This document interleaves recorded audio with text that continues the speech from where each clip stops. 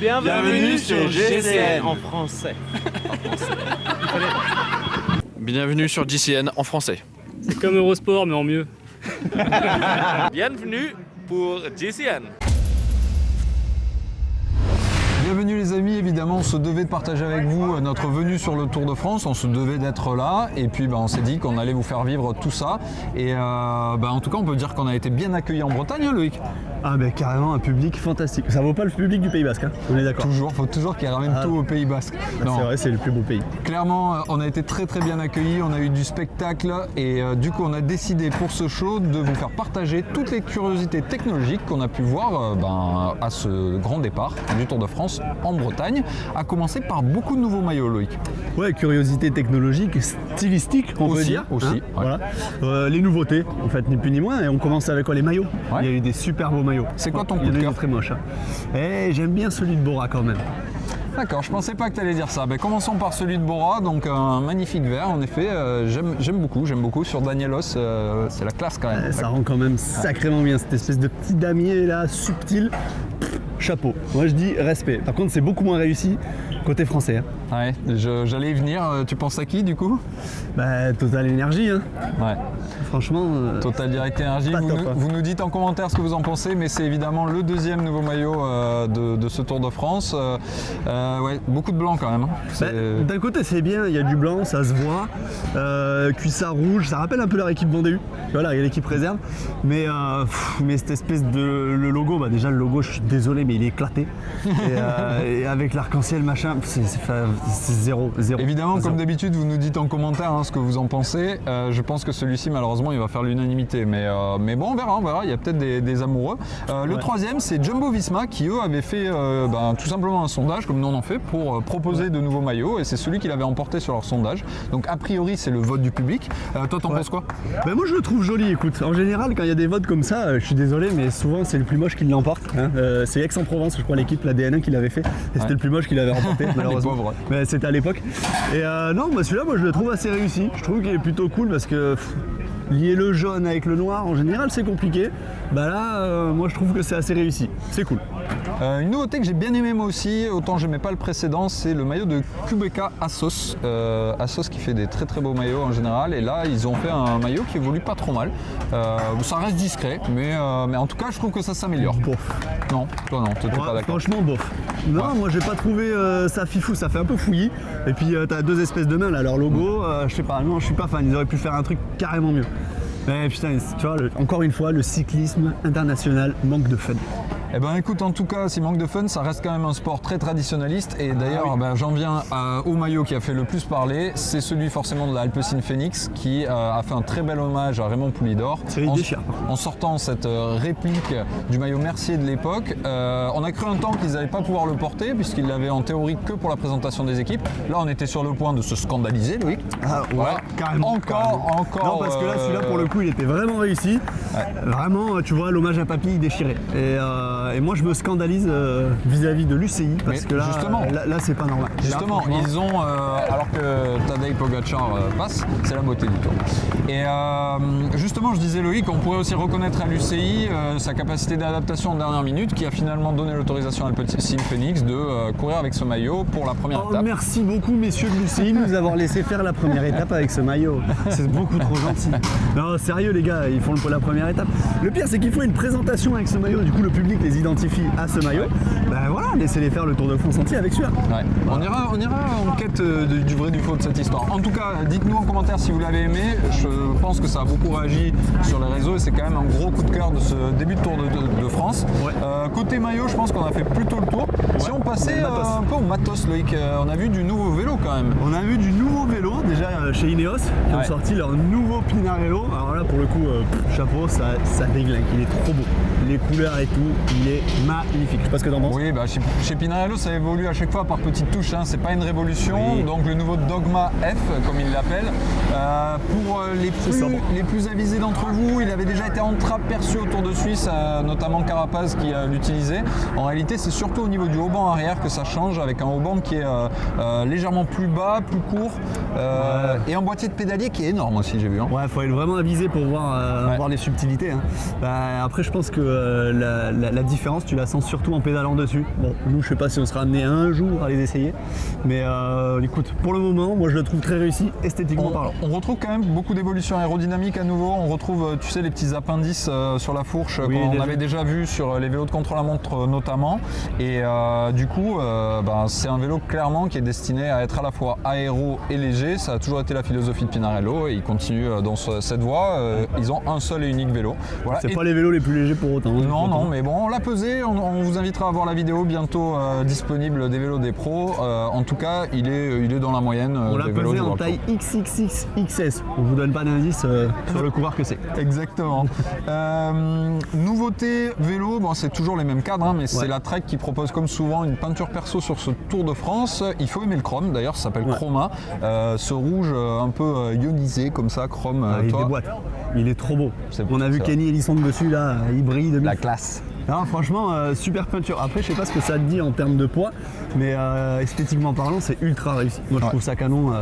C'est enfin des vélos qui se démarquent un peu, tu vois. Mais pour qu'il y ait du reflet, il faut du soleil et ça tombe bien parce qu'en Bretagne, il y a quand même eu du soleil ce week-end. Pas beaucoup, mais on l'a vu. Ah ben si, souvent. Souvent. Ça veut dire qu'il pleuvait, il faisait beau. Non, en fait, il a souvent vu du soleil. Pour un Parisien, pour lui, c'est beaucoup de soleil. Mais pour un Basque, forcément, pour nous, il faisait pourri, quoi. Il dit ça, mais on a passé 3 jours au Pays Basque avant de venir ici. Il a plu pendant 3 jours. Et pour rappel, c'est les 3 seuls jours, c'est tout. Je vis toujours pas à Paris. Mais bon, on peut continuer sur cette blague si tu veux, Lolo. On a vu quoi d'autre? On n'a pas vu que des vélos, on a vu des curiosités. On a Jumbo Visma, on revient sur eux, qui... ça va les gars? Ouais. On a vu beaucoup de supporters, ça n'a rien à voir avec le sujet, mais en tout cas on vous remercie tous et toutes d'être nombreux et de nous accueillir toujours comme ça parce que ça fait vraiment plaisir.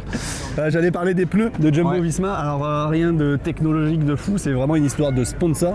C'est un loueur de vélos qui en Hollande qui a des pneus bleus sur tous ses vélos, du coup petit coup de com', ils sont arrivés sur la présentation avec des pneus bleus sur leur vélo. Ils les ont pas gardés pour la course. Ah, si, ça a été vu sur la course. J'ai vu Tony Martin qui est reparti avec un vélo de rechange, il les a. Mais on les avait déjà vus ces pneus bleus, c'est pas une nouveauté. Et en tout cas, vous l'aurez compris, c'est un sponsor de l'équipe. Donc voilà, c'est un petit coup de com'. Moi j'ai vu un truc, je suis sûr que toi tu l'as pas vu passer, parce que je sais qu'au moment où je l'ai vu, t'étais pas là. J'ai vu Geraint Thomas qui portait un autre modèle de lunettes que des Jaybreakers. T'as vu ça? Ouais, je l'ai vu. Et ça, c'est rare. Elles étaient noires d'ailleurs. Que d'habitude, c'est Jawbreaker blanche. Ouais, et du coup, il les a gardées qu'une étape. Le lendemain, il était à nouveau avec les Jaybreaker blanches. Qui les a perdus dans la chute? C'est pas impossible, ou alors on est tous un peu superstitieux, les sportifs. Il s'est dit, bon, ça m'a pas réussi, je repasse au classique. En marge du tour, on a aussi vu un truc fou, c'est le projet de Lachlan Morton à qui on est allé rendre une petite visite pour l'encourager, puisqu'il est parti dans une aventure. Dis-nous en plus, Loïc. Là, avec une grosse paire de baloches, il est parti.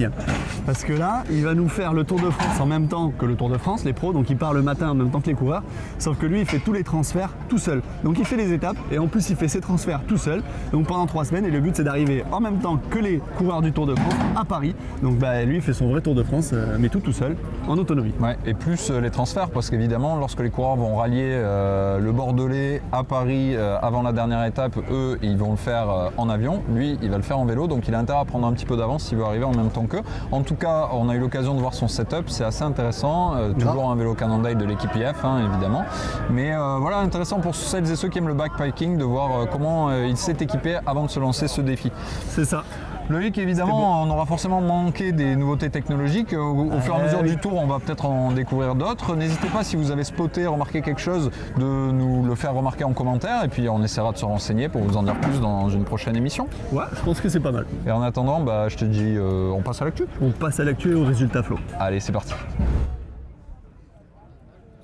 Bon, en actu, Florian, on a fait un peu de l'actu depuis le début, mais on reste forcément sur le Tour de France. Et là, c'est un peu moins glorieux. On va peut-être mettre un petit coup de gueule et on va parler des chutes. Ouais, une en particulier, tout le monde l'aura vu, causée par une spectatrice. Omi Hopi, surnommée maintenant Omi Hopi. Ouais, c'est pas la première fois que ça arrive, mais celle-là est particulièrement spectaculaire. Elle a causé l'abandon de plusieurs coureurs, du dégât un peu partout. Donc voilà, on a posé pas mal de questions sur les spectateurs aux coureurs. Ils sont toujours très très enthousiastes pour répondre sur les fans qui sont au bord des routes. C'est hyper important et c'est ce qui fait l'âme du tour. Mais là, clairement, voilà, carton rouge, on gros rappelle. carton rouge. Gros. Faut respecter les coureurs et regarder la course et pas les caméras. Ouais, mais ça, encore une fois, j'ai l'impression que c'est pas des passionnés de vélo qui font tomber les gens, les coureurs. Ouais. On tient à rappeler aussi que 99,99% du public breton était évidemment là pour encourager les gens, que l'ambiance était géniale, et voilà. Mais malheureusement, il suffit d'une personne. Donc, on retient toujours que le mauvais, malheureusement. Bon, on va passer au résultat sans plus attendre. Évidemment, vous l'aurez vu, vous le savez, c'est le Tour, mais on a quand même eu du spectacle plus qu'attendu. On aurait voulu écrire le scénario, on n'aurait pas fait mieux. Bah, le parcours était propice à ça, hein, en attendant, voilà. Mais le spectacle, au final, est-ce qu'on s'y attendait vraiment à cette magnifique victoire de Julien Alaphilippe sur la première étape? Oui, dire qu'on s'y attendait pas, ce serait mentir. On s'y attend sur toutes les étapes. Mais honnêtement, on a beau s'y attendre, on était quand même très très heureux de voir ça. Qui plus est, en solitaire comme ça, en faisant exploser tout le monde, c'était génial. Et puis, en tant que chaîne francophone, sur la deuxième, avoir le coup de Van Der Poel, ils s'échangent les maillots. C'est magnifique. Voilà, on a beau être français, honnêtement, moi j'ai adoré ce scénario-là et voilà, j'étais partagé parce que c'est quand même deux coureurs qui sont extraordinaires, qui nous donnent du spectacle tous les week-ends et voir ces deux-là, les deux premiers maillots jaunes du Tour de France, je pense qu'on pouvait difficilement rêver mieux. Voilà, on a quand même quelques petits indices sur qui va jouer le classement général et compagnie. Pogacar qui fait 2 encore aujourd'hui sur la deuxième étape. Alaphilippe, il n'a rien lâché jusqu'au bout, hein, donc il laisse le maillot jaune partir aujourd'hui sans vouloir aller chercher non plus l'attaque de Van Der Poel. Je sais pas. Moi j'ai envie de dire, il se décharge un peu sur la première semaine et Van Der Poel va faire rouler ses gaziers. En attendant, Quick-Step, ils vont pas rouler tous les jours. Ils vont se reposer, c'est vrai. En tout cas, il y en a déjà qui ont perdu très gros à cause notamment des chutes dont on a parlé en préambule. Comme on le dit tout le temps. Salut les gars. Comme on le dit tout le temps, bien évidemment on gagne pas le Tour sur la première semaine, mais on peut le perdre et on peut déjà dire qu'il y en a qui l'ont perdu, notamment Yates qui est très très loin déjà. Ouais. On a qui a perdu du temps. On a Bourman, Lopez qui sont déjà à plusieurs minutes. Ça va être très compliqué. Ouais, mais après d'un autre côté, j'ai envie de te dire, c'est 3 semaines. On sait pas ce qui peut arriver. Ouais. Enfin bon, pour Yates, ça semble déjà définitivement perdu. Voilà. Certains comme Fuglsang et Thomas qui ont montré quelques petites limites dans le mur de Bretagne. Bon, à voir. Un grand tour, c'est long. Tu peux perdre un grand tour la première semaine. À voir. En tout cas, comme tu l'as dit, les Slovènes sont bien là. Roglic qui n'avait pas couru depuis des mois d'entrée, il est au niveau. Voilà, on est rassuré pour lui. Pas de problème de ce côté-là. On passe un bonjour à tous ceux qui ont dû abandonner. Déjà, Movistar a perdu Marc Soler notamment. Voilà, et on espère qu'ils se remettront tous de leur petit bobo. Mon petit moineau à l'hôpital, écoute, remets-toi bien. Exactement. Et respire pas trop fort, te fais pas trop mal au corps. Qui a été l'un des plus touchés, donc on lui fait un gros bisou. Il y avait aussi la course by le Tour ce week-end. Organisé pour les femmes et c'était un peu je sais pas d'ailleurs si ce sera la dernière édition vu que l'année prochaine il y a le premier Tour de France féminin qui est annoncé. Peut-être qu'ils vont la conserver malgré tout, je ne sais pas, mais en tout cas c'était une occasion de voir sur une même journée les femmes et les hommes. Ouais, mais moi j'ai envie de gueuler là-dessus, tu vois. Allez, vas-y, parce qu'ils les ont fait partir à 8h du matin. Donc ok, déjà c'est tôt. Mais du coup il n'y a pas de public et c'est compliqué. Alors certes pour les télés c'est bien, du coup ils peuvent filmer, mais il n'y a pas de public, elles sont là toutes seules, elles se caillent les miches le matin. Enfin voilà, moi je trouve ça un peu dommage. C'est dommage qu'elles aient pas fait la course la veille. Tu vois, ça aurait mis un peu d'entrain, ça aurait fait monter la mousse pour le Tour de France, le grand départ. Donc je suis un peu déçu de ce côté-là. Après on a eu droit à une très belle course quand même. C'est vrai. Et nous on s'est levé, on tient à le préciser, on est allé les encourager, on est allé leur poser des questions aussi et c'était une occasion de les voir. D'ailleurs l'occasion de vous dire qu'une très longue interview d'Audrey Cordon-Rago a été enregistrée. On vous la réserve pour un peu plus tard, sûrement après le Tour. En attendant, on n'a toujours pas donné les résultats. Non, toujours. Donc voilà, on va quand même les donner. C'est Demi Vollering qui l'emporte de SD Works, devant Cécilie Houltroup du coup pour la FDJ Nouvelle-Aquitaine. Et troisième, tu vas être obligé de dire parce que t'as pas révisé. C'est Marianne Vos. Voilà. Marianne Vos, troisième. L'ancienne championne du monde. Ouais, exactement. Et Juliette Labousse, la première française qui est 18e de cette course, qui représentera d'ailleurs la France aux Jeux Olympiques. Voilà Loïc, on a un peu fait le tour des résultats pour cette semaine. Ouais, on peut donner maintenant à la limite, on change complètement de sujet, mais le vélo de la semaine. Tout à fait. Ouais. Pour conclure cette émission, on rappelle que la semaine prochaine du coup ce sera le vélo du mois, donc checkez l'application, on va mettre le sondage en ligne dans la semaine et il faudra élire votre vélo préféré, parmi lesquels celui de cette semaine qui est un magnifique Lapierre Aircode DRS en effet. Ce magnifique vert, nous on adore. Ouais, j'aime beaucoup la couleur en effet, donc vélo de où? De Humar. De 2013. Humar 13. Humar 13. Voilà. Super Ben, tendance, déchiré. dites-nous ce que vous en pensez en commentaire, allez voter sur l'application de JCN et la semaine prochaine on vous dira les cadeaux et le vainqueur du vélo du mois. Et puis ben, évidemment vous vous en doutez, on a fait plein de contenu. Je crois qu'il faut que tu ailles changer la bagnole de place Lolo, donc c'est bon. c'est l'heure qu'on vous laisse. Ah, il y en a un qui a voulu la braquer là. Exactement. S'en fout, c'est la caution, c'est Yo-Yo qui l'a. Calmez-vous les gars. Bon, allez, on vous dit à très bientôt pour tout ce contenu qu'on va sortir tout au long de ces 3 semaines de Tour de France. Allez, bisous. Ciao.